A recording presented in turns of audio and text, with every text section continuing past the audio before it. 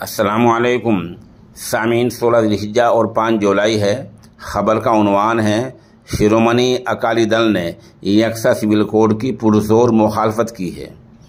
शिरोमणि अकाली दल सिख समाज की बड़ी तंजीम है, सियासी तंजीम है और बीजेपी की बहुत ज़्यादा हिमायत करने वाली पार्टी रही है। मरकज़ में हिमायत की, उससे पहले पंजाब में हिमायत की, लेकिन अब शिरोमणि अकाली दल ने यकसा सिविल कोड को लेकर कहा है कि बीजेपी से किसी भी तरह के इत्तेहाद से पहले कॉमन सिविल कोड के बारे में बात की जाएगी।